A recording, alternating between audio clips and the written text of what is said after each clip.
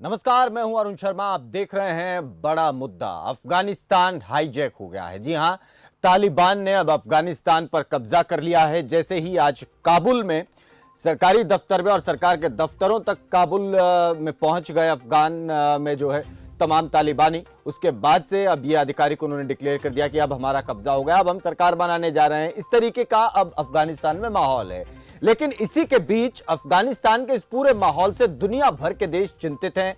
America में भी अब इस तरीके का माहौल बन गया है। डोनाल्ड ट्रंप ने इसे करार दिया कि अमेरिका की यह सबसे बड़ी हार है, क्योंकि विपक्ष में है और उनको निश्चित तौर पर निशाना साधना होगा सरकार पर, इसलिए वो इस तरीके से सरकार पर निशाना साध रहे हैं। अमेरिका में भी बहुत से लोग जो है प्रदर्शन कर रहे हैं कि तुमने इतने साल तक वहां पर सेना को रखा, हजारों करोड़ों डॉलर्स जो हैं वो वहां पर बर्बाद कर दिए, सेना वहां से आई नहीं कि 10 दिन में तालिबान ने पूरे अफगानिस्तान पर कब्जा कर लिया। ये कैसे हो गया? इस तरीके के सवाल उठाए जा रहे हैं। इसके अलावा एक ये भी बहुत बड़ा सवाल उठाया जा रहा है कि चाइना, पाकिस्तान जैसे देश क्यों तालिबान को सपोर्ट कर रहे हैं? क्यों चाइना खुल करके ये बात कह रहा है कि हम तालिबान की सरकार को मान्यता देते हैं और हम तालिबान का समर्थन करते हैं? ऐसा क्यों हो रहा है? दूसरी तरफ दुनिया भर के देश अपनी अपनी एम्बेसी को वहां से बंद कर रहे हैं, तो रूस, चाइना जैसे देश वहां पर अपनी एम्बेसी के काम को जारी रख रहे हैं। ये परिस्थितियां कहां और किस तरफ इशारा कर रही हैं? इसके अलावा बहुत सी ऐसी तस्वीरें हैं आज जो दिन भर मीडिया में आती रही और जो दिन भर बताई जाती रही। सबसे लेटेस्ट तस्वीर के नाम पर यह दिखाया जाता रहा कि एयरपोर्ट पर किस तरीके की गहमा गहमी है, अफरा तफरी मची है, लोग वहां से भाग रहे हैं, डर करके निकलने की कोशिश कर रहे हैं। किसी भी तरीके से जिसको जो रास्ता मिल रहा है उस रास्ते से वो भागने की कोशिश कर रहा है। हवाई जहाज में चल रहे हैं, हवाई जहाज टेक ऑफ करने की तैयारी में है, तो वहां पर लोग उससे लटक लटक कर गिर रहे हैं जैसे किसी ट्रेन या चलती हुई बस से गिरते हैं। इस तरीके की तस्वीरें वहां से आ रही हैं। ऐसा क्यों हो रहा है और ये तस्वीरें क्या इशारा करती हैं? क्या वाकई अब माहौल इस तरीके का बन गया है कि तालिबान के राज में अफगानिस्तान अब सुरक्षित नहीं है? दूसरी तरफ तालिबान की तरफ से यह संदेश देने की बार बार कोशिश की जा रही है कि हम किसी को मार नहीं रहे हैं, हम किसी को डरा नहीं रहे हैं, धमका नहीं रहे हैं, हम जो है जिस तरीके से कब्जा कर रहे हैं वो बेहद शांतिपूर्ण तरीके से कर रहे हैं। इस तरीके की भी मैसेज देने की कोशिश हो रही है। और ये भी वो कहते हैं कि दुनिया भर का मीडिया जो है वो तालिबान के खिलाफ माहौल बनाने की एक कोशिश में है और ये सारा मीडिया जो है वो पश्चिम देशों के इशारे पर काम कर रहा है। इस तरीके की भी बातें हो रही हैं। तो इन तमाम परिस्थितियों के बीच, इन तमाम सवालों के बीच आज हम इसी विषय पर बात करेंगे। जानने की हम कोशिश करेंगे कि अफगानिस्तान में आज के फिलहाल इस मौजूदा वक्त के जो हालात हैं वो आने वाले समय में दुनिया पर किस तरीके का प्रभाव डालेंगे और क्या दुनिया इससे कहीं ना कहीं दो धड़ों में बंटेगी और क्या एक बार फिर से अफगानिस्तान में शांति व्यवस्था कायम करने या फिर लोकतंत्र कायम करने की, डेमोक्रेसी कायम करने की कोशिशें फिर से यहां पर की जाएंगी, जो अमेरिका करता रहा इतने साल तक। लेकिन उसका नतीजा आप देखिए कि अमेरिका के जाने का समय जैसे जैसे सेनाएं वापस जा रही हैं और वैसे वैसे तालिबान जो अपना कब्जा करता चला जा रहा है। दूसरी तरफ चीन पूरा का पूरा सपोर्ट कर रहा है। कुछ दिन पहले भी तालिबानी डेलीगेशन से चीन के विदेश मंत्री ने मुलाकात की थी, उस वक्त भी तमाम मैसेज जो हैं वो इस तरीके के दिए गए थे।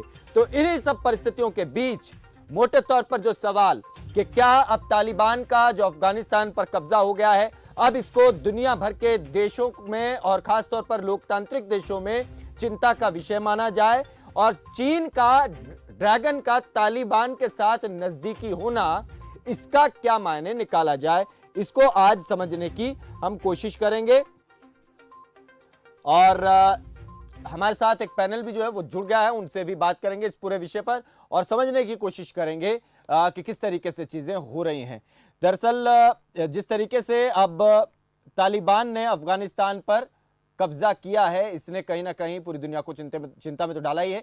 सभी देश जो हैं अब अपने अपने नागरिकों को वहां से निकालने की कोशिश भी कर रहे हैं। इन्हीं कोशिशों के बीच चलिए चर्चा को शुरू करते हैं और जानने की कोशिश करते हैं कि मौजूदा वक्त के हालात आने वाले समय में यानी कि भविष्य में कहां और किस तरीके से हमें इशारा करते हैं। ब्रिगेडियर डॉक्टर विनोद दत्ता हमारे साथ जुड़ गए हैं, उनसे बात करेंगे और जानने की कोशिश करेंगे कि किस तरीके से चीजें अफगानिस्तान में आज के समय में बन रही हैं और फ्यूचर की कहां तक का ये रोड मैप हमें दिखाती हैं। डॉक्टर साहब, स्वागत है आपका खबर फास्ट पर।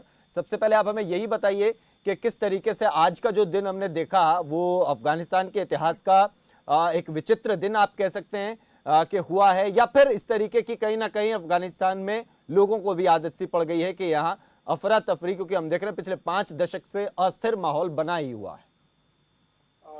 देखिए अजय जी, मैं आपसे सॉरी अरुण, जी माफ कीजिएगा। जी। अरुण जी, आपने बड़ा अच्छा सवाल किया है कि आज का जो दिन है ये विश्व में जितने भी शांति प्रिय देश हैं या जो डेमोक्रेटिक रुझान रखते हैं उनके लिए एक ब्लैक डे के तौर पे देखा जाएगा। जी जिस तरह की अराजकता अफगानिस्तान में देखी गई है, जिस तरह से वहाँ ये वार लॉर्डिज्म या जो दहशतगर्दी का एक दृश्य देखा जा रहा है, ये बहुत ही दुर्भाग्यपूर्ण है। और मैं इस पूरी जो पॉलिटिकल कंटूर्स जैसे उभर के आ रहे हैं, उसके हाँ। लिए मैं जाती तौर पे अमेरिका को जिम्मेदार ठहराता हूँ। हम्म। जैसा आपने खुद ही बताया कि करीब अमेरिका वहां 20 साल रहने के बाद जी। 975 बिलियन डॉलर खर्च करने के बाद हम्म। जुलाई के पहले हफ्ते में चुपचाप चोरों की तरह अपनी सेना को अपलिफ्ट करके चला जाता है। वो एक क्लियर इंडिकेशन था तालिबान के लिए कि ये हमारी टैसिट अंडरस्टैंडिंग है कि हम अपने ट्रुप्स को यहां से विड्रॉ करेंगे और आप जो भी आपने खूनी खेल खेलना है वो आप कर सकते हैं। हम्म। दोहा में जिस तरह से जो करार हुआ उसमें भी कुछ बैकडोर डिस्कशंस हुए।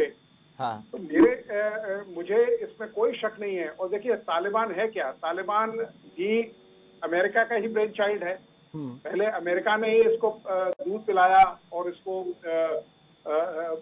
एक ऐसे मुकाम पे लाके खड़ा कर दिया।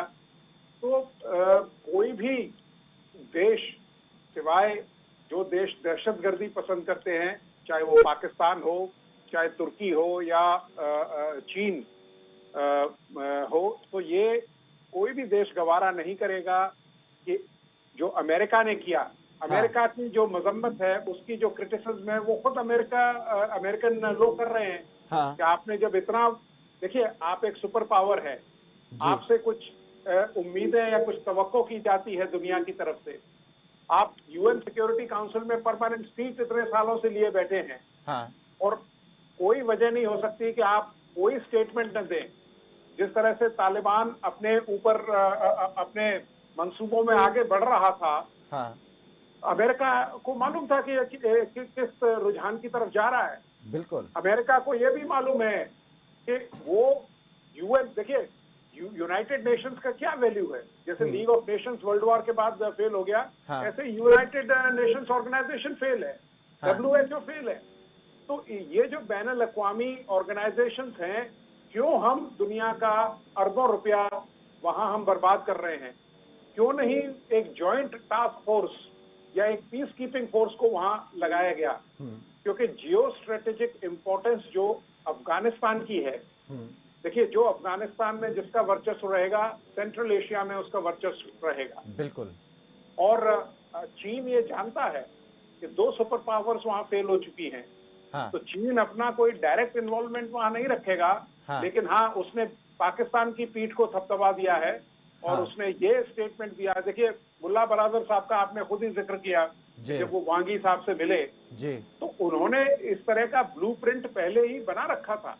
और हम्म। अमेरिका, देखिए जो इतनी इंटेलिजेंस गैदरिंग की शेखी बगाड़ता है या वो बोलता है कि साहब कहीं पत्ता भी हिलता है तो हमें पता लगता है, तो कहाँ है वो इंटेलिजेंस, कहाँ है वो इंटेलिजेंस एजेंसीज कि एक मुल्ला बरादर, देखिए पहले मुल्ला बरादर को पाकिस्तान में करीब 10 साल कैद में रखा, अमेरिका के इंटरवेंशन से ही उसको रिहा किया गया। तो ये सब किस तरफ इशारा करते हैं?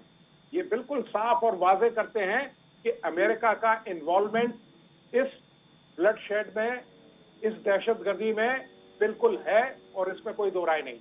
एक चीज मैं आपसे और जानना चाह रहा था कि इसमें आप मुझे ये भी थोड़ा समझाएं कि आज का अब जो आपने मोटे तौर पर दो परिस्थितियों का जिक्र किया, एक तो इसमें अमेरिका का इन्वॉल्वमेंट इस दहशतगर्दी में है, इस बात से इनकार नहीं किया जा सकता।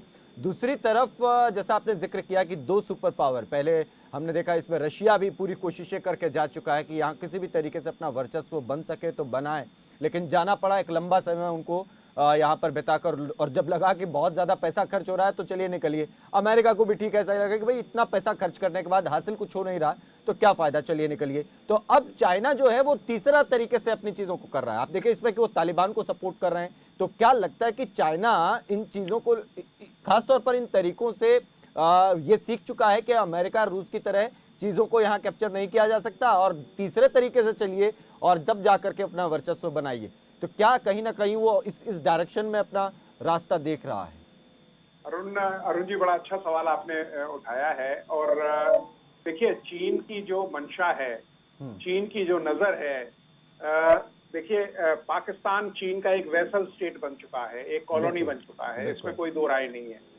जिस तरह के देखिए 46% जो उसका जो लोन है या एक्सटर्नल डेट है पाकिस्तान का, हाँ। वो चीन की तरफ जाता है। पाकिस्तान को जो माली इमदाद है वो सब जगह से बंद हो गई है, अमेरिका ने बंद कर दी है, और सऊदी से भी उसको कुछ मिल नहीं रहा है। तो उसके पास एक ही देश बचता है और वो है चीन। चीन जो देख रहा है उसने, देखिए आप, जो सीपीसी कॉरिडोर है या काराकोरम हाईवे है या ग्वादार पोर्ट है, जिस तरह का फुटप्रिंट चाइना का पाकिस्तान में है, हाँ। और कांधार, जो कांधार काबुल और जो काराकोरम हाईवे से जोड़ने की जो स्ट्रेटेजिक विजन है चाइना की, उसको बिल्कुल नकारा नहीं जा सकता। हाँ। चाइना जो 3 बिलियन के वहां नेचुरल रिसोर्सेज हैं, हाँ। उसकी तरफ उसकी ध्यान है। बिल्कुल बिल्कुल। वो देखिए, चाइना क्यों तालिबान गवर्नमेंट को रिकॉग्निशन देना चाहता है, उसका मूल कारण है कि वो ये नहीं चाहता कि ये आग उइगर मुस्लिम्स की जो उसकी समस्या है, कहीं उसमें चिंगारी बन के एक कोई टावरिंग इन्फर्नो ना बन जाए। तो मुल्ला बरादर से उन्होंने ये बिल्कुल टैसिट अंडरस्टैंडिंग कर रखी थी कि आप ये इस्लामिक एक्सट्रीमिज्म का जो आग है उसको उइगर मुस्लिम्स के उससे बिल्कुल नहीं जोड़ेंगे, और इसकी जो झुलस है वो बिल्कुल वहां तक नहीं आनी चाहिए। जो ताजिकिस्तान में इस्लामिक मूवमेंट चल रहा है, हाँ। उसकी कोई रिफ्लेक्शन वहां नहीं होनी चाहिए। तो निश्चित तौर पर चीन आने वाला ने समय, विनोद जी, इसमें आने वाला समय दुनिया भर के लिए कहीं ना कहीं ये इशू जो है चिंता बढ़ा सकता है। चलिए इसमें आगे बढ़ेंगे। पीयूष पंत भी हमारे साथ जुड़ गए हैं, सीनियर जर्नलिस्ट हैं और विदेशी मामलों पर भी खास नज़र जो है रखते हैं। पीयूष, आपका नज़रिया क्या कहता है आज जो दुनिया भर के देशों की, क्योंकि पूरी दुनिया की नज़र अफगानिस्तान में है, किस तरीके से इतने सालों की मेहनत केवल 10 दिन में ही हम देख रहे हैं कि पूरा तालिबान ने अफगानिस्तान पर पूरे पर कब्जा कर लिया, जो बहुत थोड़े हिस्से पर कहीं सिमटा हुआ था। ये क्या है, क्यों है, और किस वजह से आप इसको समझते हैं कि ये चीजें हो रही हैं? नहीं, देखिए, इसको तो होना ही था क्योंकि ये चीजें हो रही थी। हाँ। और ये जो है कि आग लगाई थी अमेरिका के द्वारा ही लगाई गई थी। ये हमको आपको सबको पता है कि जो है कि जिस समय जब तालिबान की स्थापना हुई वहां पे, जब सोवियत यूनियन की वहां पे था, उसकी फोर्सेस थी। हाँ। और उसके खिलाफ जो है जिस तरह से वहां पे जो मुजाहिदीन मूवमेंट चला था, और 1994 में जो है ये तालिबान के जो अभी हेड है, उन्होंने वो भी उनमें से स्थापना करने वालों में से थे। हाँ। और उस समय हुई थी उसकी, और तब से लगातार जो है उसके बाद 2001 तक जो है तालिबान वहां पे, इन्होंने फिर जो है जब अमेरिका को सोवियत यूनियन को भगा दिया वहां से, उसके बाद तालिबान ने अपने को संगठित करके वहां पे अपने पैर जमाया और बाकायदा वहां सरकार चली इनकी 7 साल के लगभग जो सरकार इनकी चली है। हाँ। 2001 तक। हाँ। जबकि जो है जब अमेरिका के टावर पे जो हमला हुआ था, जो आतंकी हमला हुआ था, उसके बाद जो है कि जो अलकायदा और उसमें जो है कि अमेरिका ने जब यहाँ पे 7/11 जो हुआ था, उसके बाद जो है कि यहाँ पे जो है अमेरिका ने जो है इस पे अटैक किया था, और उसके बाद अमेरिकन फोर्सेस वहां पे जो है कि बैठ गई थी, पूरी तरह से जम गई थी। लेकिन कभी भी जो है आपके क्या तालिबान जो है वो ये इसको उसने स्वीकार नहीं किया, और लगातार जो है भले ही उनको जेल, उनके जो मुखिया है मुल्ला जी, उनको जेल पाकिस्तान की मदद से जेल हो गई थी, लेकिन बाद में जो है लगातार जो है अमेरिका को ये अपनी वहां पे प्रेजेंस बहुत भारी पड़ रही थी, और वहीं पे तालिबान लगातार मजबूत होता चला जा रहा था। वो अपनी गतिविधियां बढ़ा रहे थे, और वो अपने काफी लोगों को जो है, खासकर जो है, क्योंकि देखिए इसका जन्म जो हुआ वो हुआ आपका क्या नाम, ये पूरा का पूरा ये एक तो शरिया मानने वाला ये एक जो ग्रुप रहा है पूरी की तरीके जो शरिया पे विश्वास करता है। हाँ। और ये इनका जो है जो इनकी पाठशालाएं हैं, इस्लामिक पाठशालाएं जो है वहां से ये जो लोग निकले हैं इन लोग तो ये एक रिलीजियस एक जो आपका कहिए कि क्या नाम कठमुल्लापन है उसको लेके आगे चले हैं और इसलिए इन्होंने जो अनपढ़ जनता है अफगानिस्तान की बहुत ज्यादा देखिए अफगानिस्तान की एक खासियत और ये भी है कि वहां पे जो सरकार थी वहां पे और जो अमेरिका के सपोर्ट से चल रही थी वहां पे और जो थोड़ी आधुनिक होती जा रही थी और उसने काफी बदलाव किए थे वो सिर्फ कुछ जो है कि 5 से 7% लोग जो थे शहरी लोग थे जी वो जो विदेश पढ़ाए थे वही लोग काबिज हो गए थे बड़ी बड़ी संस्थाओं में वही लोग जो है कि आधुनिक फैशन के और इसके करके चल रहे थे लेकिन बाकी जो जनता है उनमें जो है शिक्षा का लेवल बढ़ाने की कोशिश नहीं की गई और फिर वो है धार्मिक जो है जो शरिया के कानूनों से उन्हीं से वो जो है अपने व्यक्तिगत जीवन में जो है वो गवर्न होती रही है ठीक तो है, अब ये पीयूष। जो है ये लोग अपना प्रभाव हाँ। बढ़ा रहे थे लगातार हाँ। और धीरे धीरे जब ये ट्रंप को चुनाव जीतने के लिए जरूरी था कि वो वहां से सेना हटाए हाँ। तो आनंद फानंद में ट्रंप ने ये वादा कर दिया और ये एग्रीमेंट कर लिया 2019 में हाँ। कि जो है वहां से अमेरिका अपनी जो है सेनाएं वापस करेगा हाँ। उसके बाद अब बाइडेन ने भी ये कहा कि हमारे लिए कोई रास्ता नहीं बचा था क्योंकि ट्रंप ने पहले जो राष्ट्रपति थे उन्होंने ये वादा कर लिया था और एक समझौता हो गया था लेकिन जिस तरह जल्दबाजी में अभी बाइडेन के ने भी इतनी जल्दबाजी नहीं करनी चाहिए थी हाँ। अमेरिका जैसे कहते हैं ना दुम दबा के भागना वाली हाँ। वो वाली स्थिति वो हाँ। थी और एकदम से वहां भाग गया उसका फायदा क्या मिला तालिबान को मिला लेकिन मुझे लगता है जिस तरह से अमेरिका वहां पे अपने तमाम हथियार छोड़ गया है अपने बिल्कुल। तमाम असला छोड़ गया है अपने तमाम जो है जितने बड़े बड़े जो है जो उनके ट्रक्स हैं टैंक्स हैं बिल्कुल वो वहां पर टैंक्स वगैरह वो सब हाँ। छोड़ गया कहीं ना कहीं कोई अंडरस्टैंडिंग है और मुझे बिल्कुल। लगता है चाइना का एंगल हमें नहीं भूलना पड़ेगा हाँ। कहीं ना कहीं जो है चाइना का एंगल है क्योंकि अमेरिका ये भी चाहता था कि ये जो खालिस्तानी है वो कहीं ना कहीं चाइना के जो मुसलमान हैं वो जी। जो वहां पे जो है एक आंदोलन छेड़े हुए हैं उसको कहीं ना कहीं जो है ये एक मजबूती प्रदान करे ताकि चाइना का प्रभाव जो है इस इलाके में उतना बढ़ने न पाए लेकिन चाइना भी ज्यादा समझदार है वो जानता है उसके इकोनॉमिक इंटरेस्ट क्या है इसलिए वहाँ चाइना से भी जो है वहाँ का लोग एक मंत्री गए वो अभी जो है गए थे वो अफगानिस्तान से बात लगातार बढ़ी है और अफगान के साथ उन्होंने बातचीत करी है और वहां भी एक समझौता कर लिया एक तरह से जो है अव्यक्त समझौता कर लिया है जिसमें उन्होंने कहा है कि जो है कि वो जो उज्बेकिस्तान इससे जो संगठन है आतंकवादी संगठन है जो वहां पे जो है सपोर्ट कर रहा है वहां के मुसलमानों को चाइना में वो उसको जो है डिसोन करेगा जब तालिबान तभी जो है ये बात आगे बढ़ेगी तो इस तरह कोई वायदा कायदा उनको मिल गया है इस तरह की कोई बात उनसे तो मुझे लगता है ये स्थितियां देखिए लगातार बन रही थी तालिबान लगातार मजबूत था वो अपने पैर पसार रहा था अमेरिका उसको कंट्रोल नहीं कर पाया और अंत में अमेरिका को जो है उसको सरेंडर करना पड़ा और वहां अब इसमें पीयूष एक चीज अब जो हम अगर इसमें थोड़ा फ्यूचर की बात करें क्योंकि निश्चित तौर पर उसके बारे में कोई कुछ कह नहीं सकता है कि क्या होगा क्या नहीं होगा लेकिन मौजूदा परिस्थितियों के आधार पर अगर एक आकलन लगाएं तो देखिए तालिबान की जो परिस्थिति है ड्रग्स के धंधे हैं और तमाम इलीगल जो काम वो करते हैं या फिरौती मांगना जैसे काम तो बिलियंस ऑफ डॉलर्स की कमाई उनकी वो कर लेते हैं दूसरा उस चाइना जैसे देश जो उनकी मदद करते हैं पाकिस्तान जैसे देश जो पीछे से उनकी मदद कर रहे हैं या फिर चाइना तो अब खुलकर कह रहा है कि भाई हम तो इनकी सरकार का को मानते हैं तो ये तमाम चीजें अब आने वाले समय में भविष्य की क्या रूपरेखा तैयार करती हैं दुनिया भर के उन देशों के लिए जो लोकतंत्र में विश्वास करते हैं शांति स्थापित करना चाहते हैं इस पूरे क्षेत्र में नहीं देखिए ये एक तो पहली बात तालिबान को अपना एटीट्यूड बदलना पड़ेगा देखिए क्योंकि अब कब्जा तो उन्होंने कर ही लिया है हाँ। और अब वो सरकार बना ही लेंगे लेकिन अभी तक ये था कि जो वहाँ के जो राष्ट्रपति थे वो कहे थे कि एक साझा सरकार बनेगी लेकिन उनको भाग के जाना पड़ा उन्होंने बहुत जल्दी छोड़ दी अपनी जनता को छोड़ दिया उनके हाल पे और वो वहां से भाग लिए वो लेकिन अब तो इसलिए तालिबान को ये अब उनको ये प्रूव करना पड़ेगा कि नहीं वो जो है वो एक ठीक ठाक जो है सरकार देंगे क्योंकि देखिए ये बहुत क्रूशल इलाका है क्योंकि अगर तालिबान जो है ये सबसे मिलके काम नहीं करेंगे दूसरी अंतर्राष्ट्रीय जो जितनी शक्तियां उनके साथ मिलके नहीं करेंगे या वहां पे जो है कि इस तरह का आतंक पैदा करेंगे तो कहीं न कहीं कोई न कोई ताकत जो है हो सकता है चीन को ही वहां पे फिर इंटरवीन करना पड़े और जो है कि उनको ये करना पड़े लेकिन अब ये मुझे लगता है कि तालिबान को ये समझना होगा और कि उनको एक सरकार चलानी है वहां के जनता के हित को लेके आगे बढ़ना है और इस तरह का आशय अभी तो तालिबान से मिलता हुआ दिखाई दे रहा है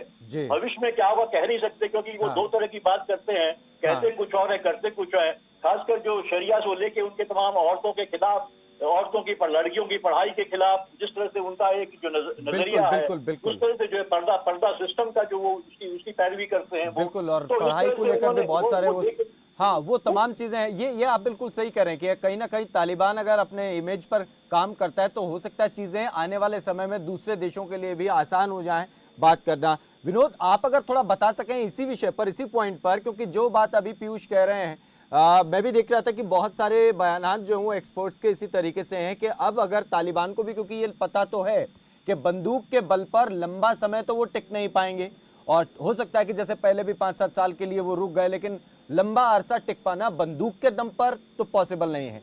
तो कहीं ना कहीं आने वाले समय में किसी न किसी एक मजबूत देश का साथ उनको चाहिए। चाइना इस मौके का फायदा पहले ही उठा चुका है, सबसे पहले यहाँ पर अपनी बात कह के कि भाई हम तो तालिबान के साथ है। पहले भी कुछ दिन पहले भी उन्होंने एक डेलीगेशन जो तालिबान का गया चाइना में, उनसे बात भी करी और बाकायदा उनके साथ वो बैठे हैं और एक इस तरीके से वो पेश आए जैसे किसी एक दूसरे देश की सरकार के साथ वो पेश आते हैं।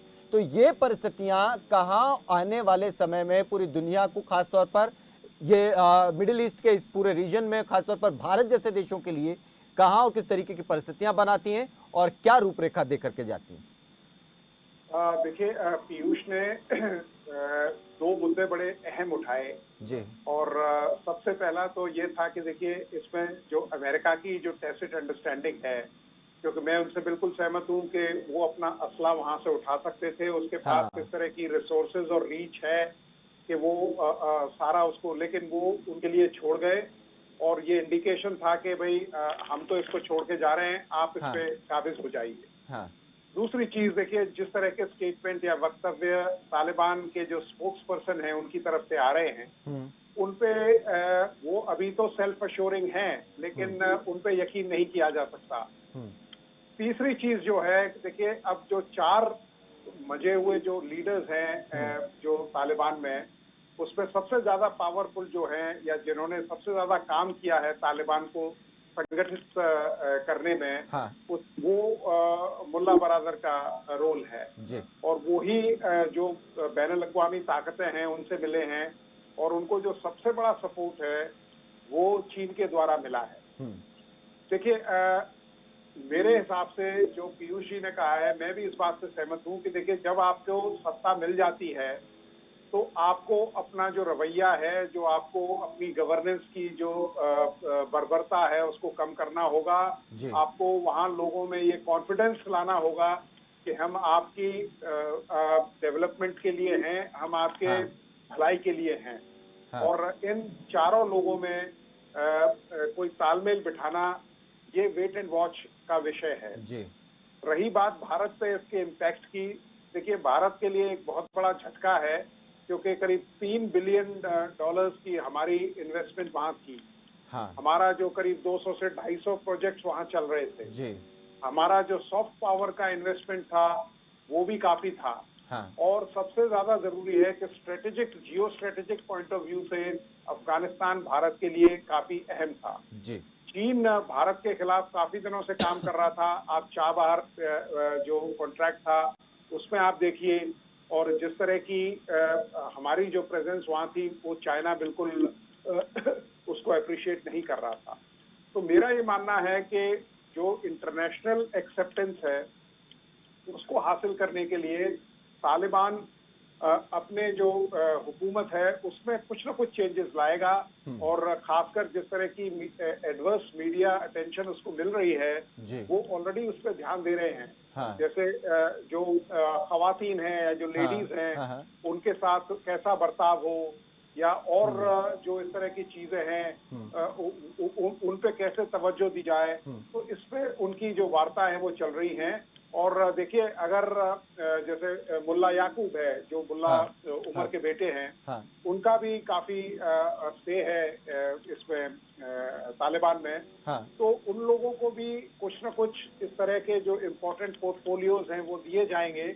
और तालिबान के लिए सबसे बड़ी जो सपोर्ट है वो पाकिस्तान और चीन से आई है, जो उनके लिए एक काफी अच्छी खबर है। ये उसमें बिल्कुल ये आप कह सकते हैं कि उनके लिए कहीं ना कहीं सकारात्मक हो सकते हैं। पीयूष, एक आखिरी सवाल चंद सेकंड्स में अगर आप हमें ये बता सकें, क्योंकि यूएनएससी और ईयू, यूरोपियन यूनियन, दोनों जगह पर मामला चला गया है। ईयू भी कल इसको लेकर बैठक करेगा, तो आपको वहां से किस तरीके के रिएक्शंस आने की उम्मीद आप देखते हैं? देखिए, मुझे तो उम्मीद थी कि ये इसी दौरान, इसके पहले ही कम से कम जो है यूएन और ये यूएन सिक्योरिटी काउंसिल से इस तरह के स्टेटमेंट आते और ये प्रयास होता कि हाँ। यहाँ पे जो है पीस कीपिंग फोर्सेस बैठ के शांति का प्रयास करने की कोशिश किया जाए। हाँ। लेकिन ऐसा कुछ हुआ नहीं, बड़ा सरप्राइजिंग था। हाँ। तो उसका कारण भी है क्योंकि जो महाशक्तियां हैं उनका दबदबा है, ये जो संगठन है जी। उसमें दबदबा, अमेरिका का वहां पे दबदबा है, चीन का दबदबा है। हाँ। तो उसके प्रभाव में चल के ये संगठन जो है सिर्फ नाम के नाम रह गए हैं। बिल्कुल। और ये एक्चुअली जो है कि ग्राउंड लेवल पे बहुत प्रभावी ढंग से हाँ, काम नहीं कर पा रहे हैं। हाँ, और क्योंकि इनके बिल्कुल आप vested interest और है। आप बिल्कुल सही कह रहे हैं कि अगर होना होता चीजें, अगर बेटर डायरेक्शन में होनी होती क्योंकि तो हो हालात चुकी ऐसे होती, हो गए थे कि हो इसमें इनको हो चुके इंटरवीन होते। करना चाहिए था। चलिए, बहुत शुक्रिया पीयूष पंत और विनोद दत्ता, आप दोनों ही का इस बेहद महत्वपूर्ण इस विषय पर हमारे साथ बात करने के लिए, खबरफास्ट के साथ जुड़ने के लिए आपका बहुत शुक्रिया। तो आज जो विषय है पूरे अफगानिस्तान के लिए ही नहीं बल्कि पूरे इस क्षेत्र के लिए और खासतौर पर भारत जैसे उन तमाम देशों के लिए और पूरी दुनिया के लिए ही अगर आप कहें मोटे तौर पर, अब इस पर आगे आने वाले समय में नजर बनाए रखना बेहद जरूरी है। भारत भी अब बड़ा संभल कर इसमें आगे कदम रखेगा क्योंकि अरबों खरबों रुपए की इन्वेस्टमेंट्स भारत ने भी यहाँ लगाई थी। तो क्या होगा आने वाले समय में वो तो वक्त बताएगा। मौजूदा इस पूरी परिस्थितियों पर, पूरे सिनेरियो पर खबरफास्ट लगातार नजर बनाए हुए है। पल पल के अपडेट हम आप तक पहुंचाते रहेंगे। फिलहाल दीजिए इजाजत, नमस्कार।